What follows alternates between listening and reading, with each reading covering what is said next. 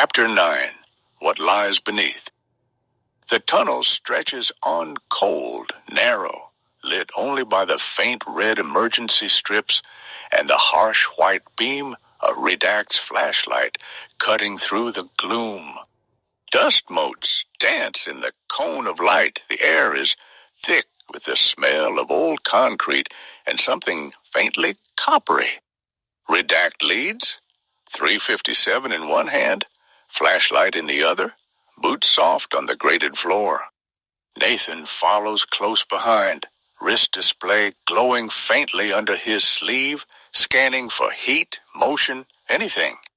Marcus brings up the rear, carbon low but ready, every sense tuned to the dark. Nathan's voice cuts the silence low, urgent. We got 4 signatures ahead, first room on our left. They slow, hugging the wall as the corridor curves slightly. A metal door looms, reinforced, no window, a small red light blinking beside the handle.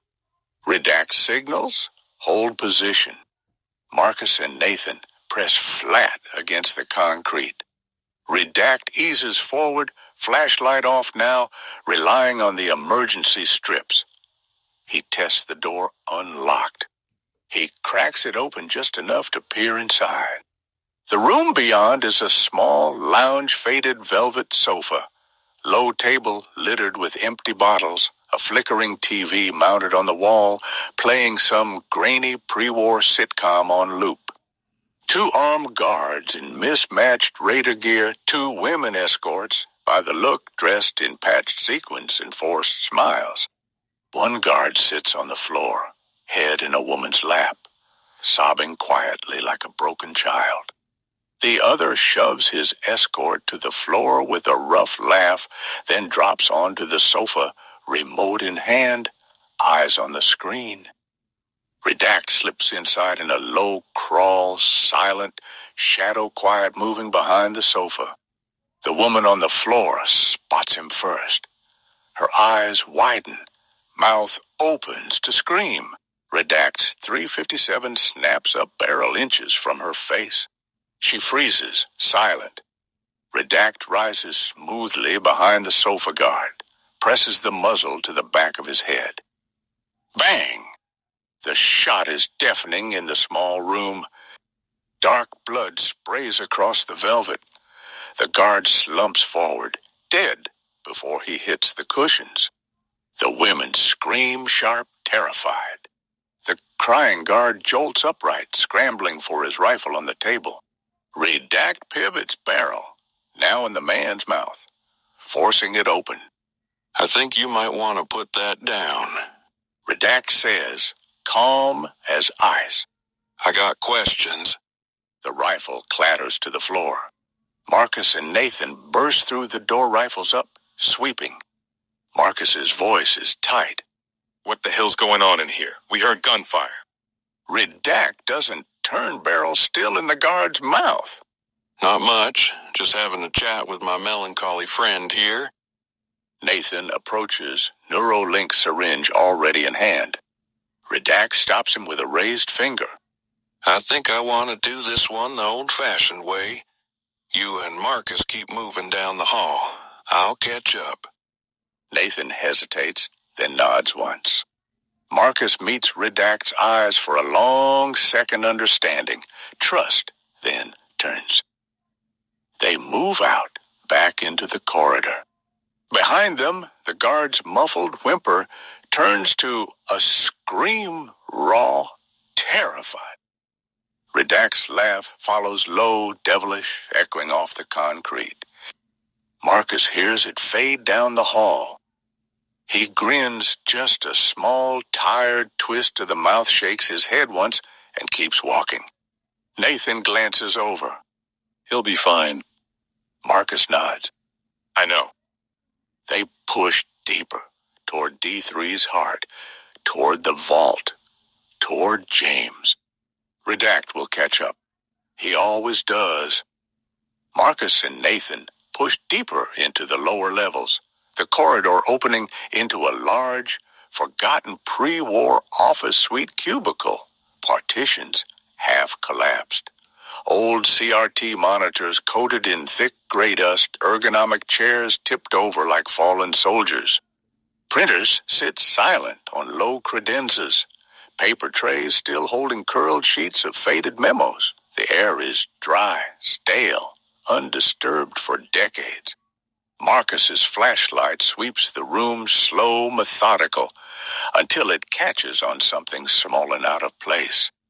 A faint green blink underneath one of the desks near the back wall. He freezes, raises a hand to halt Nathan. Nathan notices immediately, rifle coming up smooth as he moves to flank. They approach together, boots quiet on the carpeted floor, hearts picking up tempo. Marcus kneels first, Nathan covering him from a low crouch. Marcus leans in, trying to see past a pile of old manila folders and yellowed printouts blocking the light source. He reaches out gloved fingers, brushing the top file to push it aside. Boom! The explosion is sharp, contained a shaped charge, not a grenade. A flash of white light, a concussive wave, and Marcus is hurled backward across the room like a rag doll. He slams chest first into the far wall, concrete cracking behind him, then drops to the floor in a heap, unmoving. Nathan's ears ring high-pitched whine, swallowing all sound. He staggers, shakes his head hard, then rushes to Marcus's side. It's bad. Shrapnel jagged metal fragments from whatever trap was rigged under the desk has punched through Marcus's coat and armor plating. Blood spreads dark across his chest, soaking through layers. He's unconscious, breathing shallow and ragged. Nathan drops to his knees, rolling Marcus onto his back with careful urgency. Marcus, talk to me. No response. Pulse is there, weak, thready, but there. Nathan tears open the trauma kit on his belt gauze. Quick clot, tourniquet strips, hands moving on instinct while his mind races. Back in the lounge room upstairs, Redact wipes the last smear of blood from his face with the back of his glove, exhaling slow. The guard's body lies limp on the floor, neck at an unnatural angle. The room smells of cordite, beer, and fear. Redact grabs a bottle from the table, warm, half-empty, pops the cap with his thumb, and kills it in 3 long pulls. The empty clinks against the concrete as he tosses it aside. Shame. He mutters to the corpse. All you had to do was comply. He wipes his boots on the guard's shirt, practical, not sentimental, then steps out into the hallway. The air feels wrong. Smoke. Faint, acrid, coming from deeper down the corridor. Redact's head snaps up. Something's on fire. He breaks into a jog, then a run toward the lower levels, 357 already in hand. Downstairs, Nathan presses quick clot gauze hard against Marcus's chest wounds, blood seeping through his fingers. Stay with me, Marcus. You don't get to check out here. Marcus's breathing is shallow, ragged, each inhale a wet rattle. Footsteps echo from the corridor, heavy, fast. Redact bursts into the office room, eyes wide, taking in the scene. Marcus down, blood everywhere, Nathan kneeling over him. Marcus, what happened? Nathan doesn't look up, hands still working. Trap. Under the desk. Shrapnel. He's bleeding bad. Redact drops beside them, pulling his own med kit. Move. Let me see. He takes over pressure faster, more practiced, while Nathan preps a tourniquet strip for any arterial bleed. Marcus stirs, groans low, eyes fluttering. James. Redact's voice is steady, fierce. Yeah, Marcus. James, we got to go get him. Stay with me. The room is quiet except for the hiss of emergency lights and the wet sound of blood-soaked gauze. The room falls into a heavy, suffocating silence, broken only by the frantic beeps of the heart monitor and the soft whir of the med-minibot working on Marcus's chest. Redact's hands move with desperate precision, sweat rolling down his temples, mixing with dust and drying blood. He hooks the small portable monitor to Marcus's sternum. The screen lights up, showing a jagged, slowing line. Heart rate drops. 42, 30. Come on, Marcus. Redact yells, voice cracking. Come on. Nathan kneels on the other side, wrist display flashing red, no signal, no uplink to the lab, no med drones inbound. He slams a fist against the concrete, once helpless, then forces himself to focus, prepping another syringe of epinephrine just in case. The line flattens. A long, unbroken tone cuts through the room like a knife. Redact freezes. Then he slams his forehead against Marcus's chest hard enough to bruise. No, Marcus. Tears spill freely now, hot and furious, soaking into the torn fabric of Marcus's coat. Redact sets the medbot to chest compressions, tiny mechanical arms pumping rhythmically, but the tone never wavers. Please, Marcus, please come back. Nathan reaches over, places a steady hand on Redact's shoulder. Redact looks up, eyes raw, pleading. Nathan shakes his head slowly once. The gesture is small, final. Redact's face crumples. He closes his eyes tight, jaw clenched so hard the muscles stand out in cords. He lays one hand on Marcus's shoulder, gentle, reverent, and bows his head. A long moment passes, only the bot's mechanical compressions and their ragged breathing. Redact finally speaks, voice hoarse, broken. God damn it, we aren't done here. He looks at Nathan, eyes red but hardening. Let's go get James. For Marcus.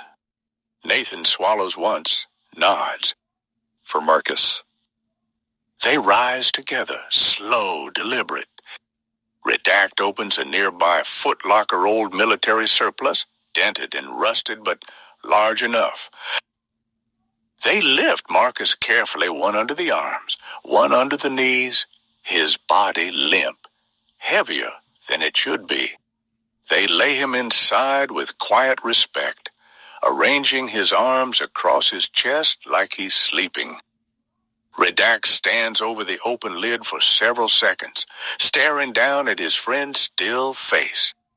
One last tear tracks down his cheek, falls onto Marcus's coat. He clenches his jaw, turns his head away, and gently closes the lid. The latch clicks shut, soft, final. Nathan steps up beside him, voice low. I'm sorry, Redact. Marcus was a damn good man. Redact sniffles once hard, then nods. Yeah, he was. He wipes his face with a bloody sleeve, straightens. They turn as one shoulder squared, eyes forward, and walk out of the ruined office. Back into the dark corridor. Toward D3's deeper vaults. Toward James. Redact and Nathan move down the hall. They approach a room called Cryolab. They both enter slowly. The cryo chamber room is vast, and cold rows of upright glass and steel pods stretching into shadow, each one glowing faintly blue from internal lights. Frost clings to the edges of the glass. Condensation drips slowly from overhead pipes. The air is thick with the sterile smell of liquid nitrogen and old ozone.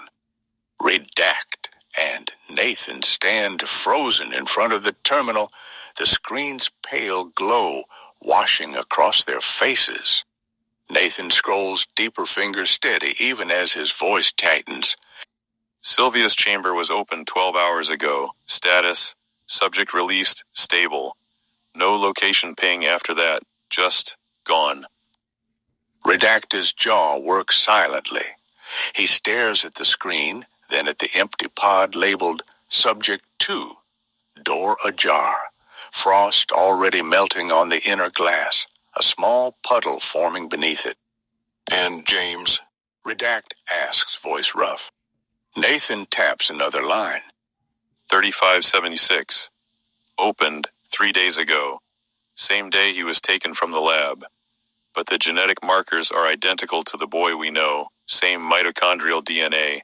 Same anomalies from the portal exposure. It's him. He pauses, scrolls again. But the biometric timestamp on the pod's last scan, it's registering an adult physiology, height, bone density, muscle mass, all consistent with someone in their late 20s, not a kid. Redact's hand tightens on the grip of his 357. Time dilation? Cryo-aging glitch? Or... Nathan shakes his head slowly. Redact's eyes flick to Marcus's pipe wrench hanging from his pack, still stained with dust and dried blood. Marcus always said the lab had ghosts in the wires. Maybe one of them got out. Nathan closes the terminal file, screen going dark. Sylvia's release was 12 hours ago. James 3 days, if they're linked. If she's alive and somehow connected with James. Redact finishes the thought, voice flat. Then whoever opened these pods knew exactly what they were doing, and they wanted us to find this. They both look toward the far end of the chamber, another sealed door, this one heavier, marked Restricted, Level D4. A small red light blinks beside it. Redact exhales through his nose. We keep going. Nathan nods. Down the hall at door D4. Nathan stands at the D4 terminal, fingers moving fast across the cracked keys, bypassing firewalls, rerouting power, pulling override strings Marcus taught him years ago during late-night lab sessions. The screen flickers green. Redact stands behind him, 357 raised, eyes sweeping the corridor they just left. The silence is thick, only the soft click of keys and the distant hum of ventilation. Nathan pauses mid-sequence, voice low. What do we tell James? How do we tell the boy his father is gone? Redact's jaw tightens so hard the muscles stand out in cords. He doesn't look back. I'm not sure yet. All I know is we need to get him safely back to the lab first. Then we'll go from there. Nathan nods once sharp, accepting the weight of it, and finishes the bypass. The terminal dings. Override accepted. Door unlocked. A heavy clunk. The steel door hisses, then slides open. Slow, reluctant, revealing a dimly lit chamber beyond. Redact and Nathan step through, rifles up, moving in sync. The room is sparse. A single large desk at the far end, high-back chair turned away from them. No other furniture, no visible guards. Just cold fluorescent strips overhead and the low thrum of machinery somewhere deeper. Redact approaches first, slow, deliberate, barrel steady. The chair swivels. Sylvia.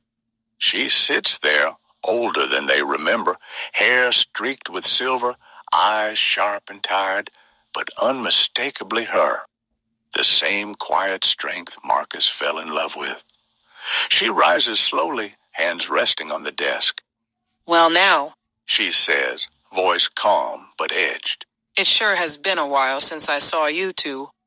Nathan lowers his rifle, a fraction shock rippling across his face. Likewise. Sylvia's gaze flicks between them. Why have y'all come here? You've made a grim mistake. Redact cuts her off, voice flat, hard. Can the shit, Sylvia. Marcus is dead. We've come to save James. Sylvia's composure cracks. Her eyes fill with tears, sudden raw. What? What do you mean Marcus is dead? Nathan speaks, quiet, steady. We were surveying D3. Marcus was checking a strange light under a desk. Turned out to be a shaped charge. The explosion was too critical. Sylvia's scream rips through the room, pure, broken denial. You're lying! She storms past them, fast, shoving between them, heading back toward the corridor, toward D3. Nathan moves to stop her. Redact raises a hand. No, let her go. We need to find James. Nathan hesitates, then nods. He checks his wrist display, green lines flickering across the screen. Intel shows some sort of reactor room ahead. Reactors giving off sequences 6.9.2.3.4. Redact's face drains of color. He knows that sequence. It's the exact harmonic signature tied to his mutation, the quantum leakage that lets him vanish and reappear. The gift the lab gave him years ago. The same anomaly that kills him when he strays too far from the core field. He doesn't say it. Not yet. Instead, he just nods tight, controlled. Let's move. They push forward down the corridor, toward the reactor room. The reactor room hums with a deep, almost living thrum, the vibrant blue core at the center pulsing like a trapped star, casting cold electric light across every surface. Frost clings to pipes and conduits. The air is sharp with ozone and the faint metallic bite of coolant. Redact stands motionless near the core, staring into the blue glow.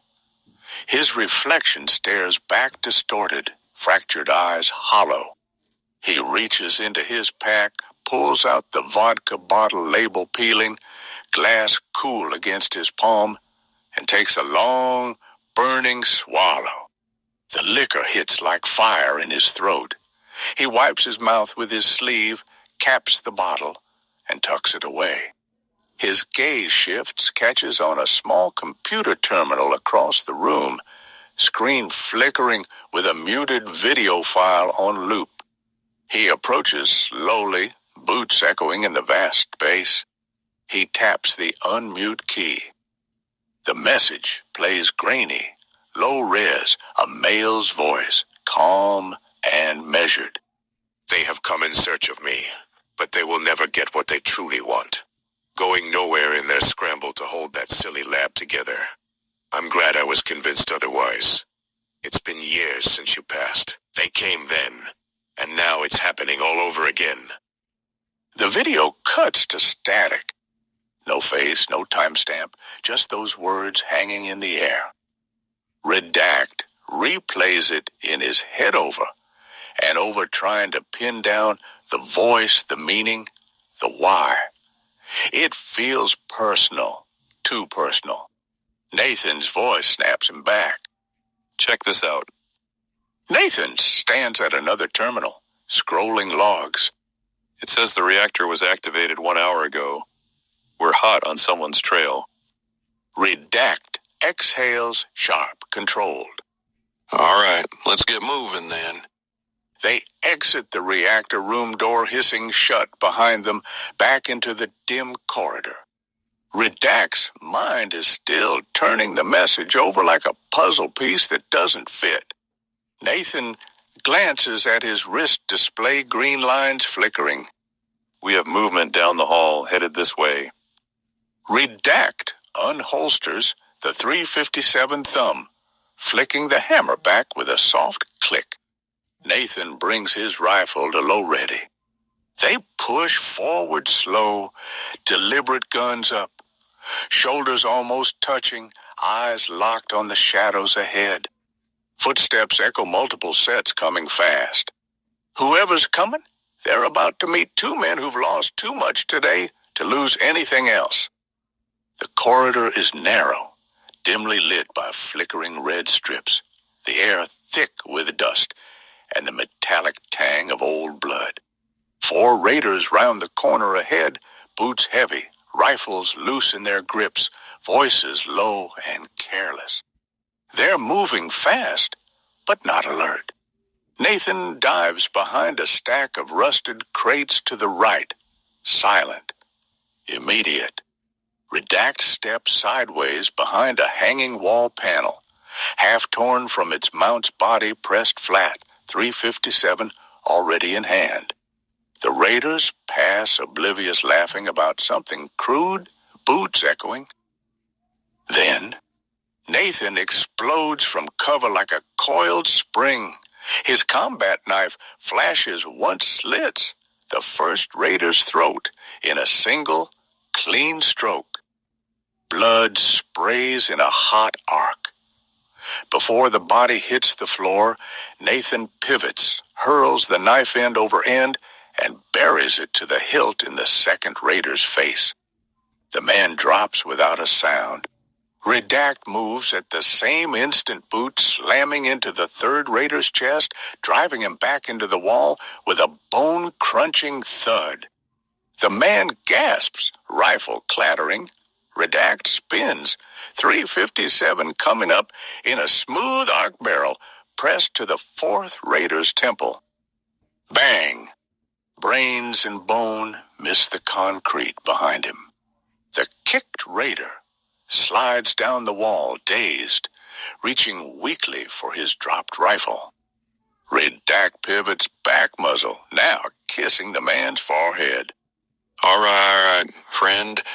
We're getting tired of the goose chase. Where's the kid?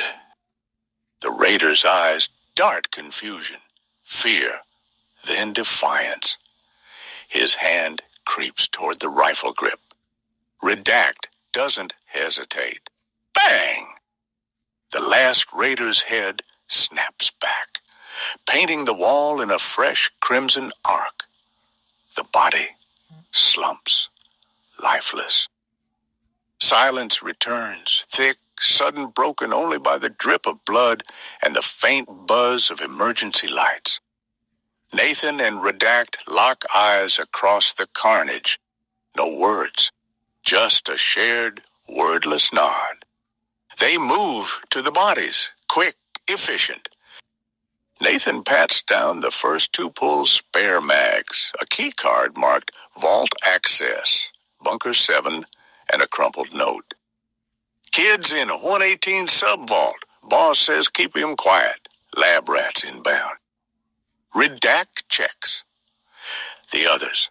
Finds a small handheld radio tuned to a private frequency, a map scrap showing a service tunnel entrance, 2 corridors ahead, and a photo. James Bound, scared but alive, timestamp 3 days ago. Redact's jaw tightens. He pockets the photo. Nathan holds up the keycard. Looks like we've got a door to open. Redact nods, voice low, dangerous. Let's not keep James waiting. They wipe blood from their hands on the raiders' coats, check weapons, and move forward again down the hall toward the next junction. Nathan and Redact arrive at the Bunker 7 entrance, the terminal screen busted, wires sparking. Nathan approaches it and says, Damn it, this will take me an hour or two for sure to fix. Redact nods and says, Okay, take your time. I'll keep guard. Nathan begins working on the terminal. Redact looks around the hall, just dust and old posters for the Casino 118 on the floor. Redact leans against the wall, watching Nathan fix the terminal. He remembers watching Marcus work on the coffee machine with the same look of concentration and eagerness. Redact's face now has a smile, but it's of sadness. Wondering how he'll explain Marcus's death to little James, then he thinks about the video message from earlier. Nathan interrupts the train of thought by saying, Redact, will you hand me Marcus's pipe wrench? These rusty nuts won't budge. Redact comes back to reality and hands Nathan the pipe wrench. Nathan looks at Redact and gives a sympathetic nod, then goes back to working on the terminal. Then Redact says to Nathan, What will we do now? Like what, after we saved James? Nathan stops working for a second, looks at Redact, and says, We'll keep fighting the problem of the universe. If protecting James is that main mission, then so be it, for Marcus. Redact smiles and says, For Marcus? An hour has passed now, and Nathan's almost done fixing the terminal. Redact pulls out the vodka bottle from his bag, takes a big sip, then returns it to the bag. Then starts checking over his gear. He looks over the scrap piece of map they found on the Raiders, then says to Nathan, This room is the last on the sub-level. Nathan responds saying, Well, I guess it's showtime then. Then Nathan says, All right, the terminal's fixed. Now I'll enter the keycard. Nathan inserts the keycard into the terminal. The light turns green, and the door slowly hisses open, sending sparks out.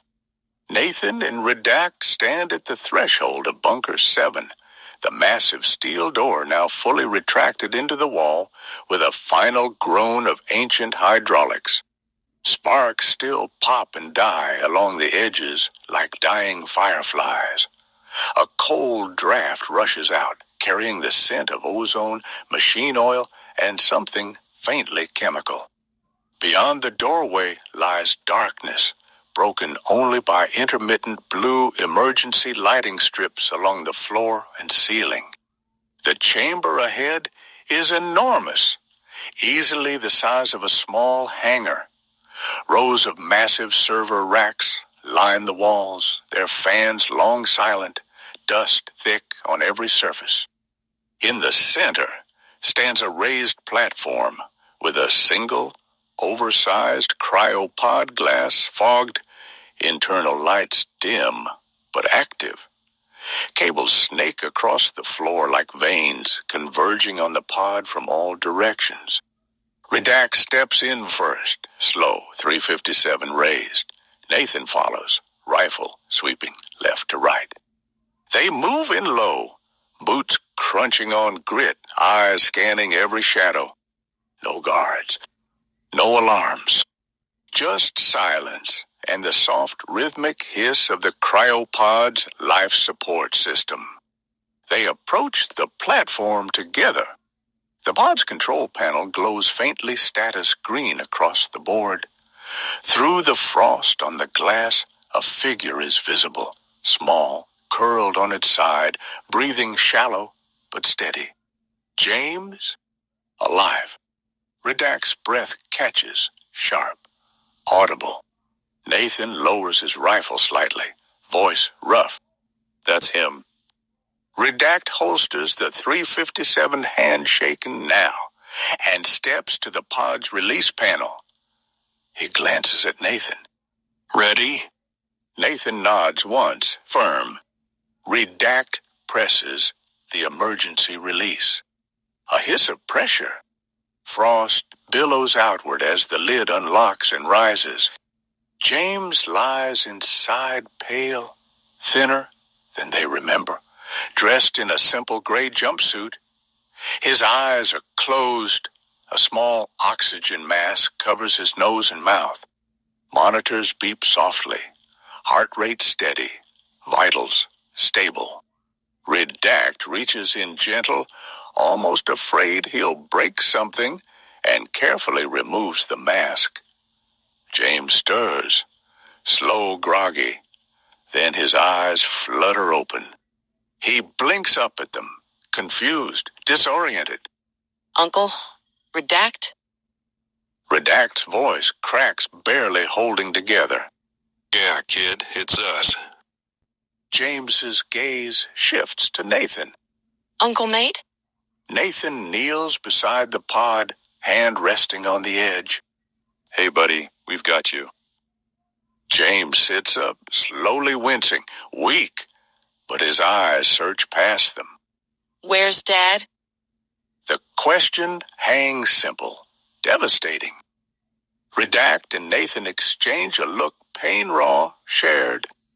Redact swallows hard, then sits on the edge of the pod, pulling James into a careful hug. We'll talk about that soon, okay? Right now, We're getting you home.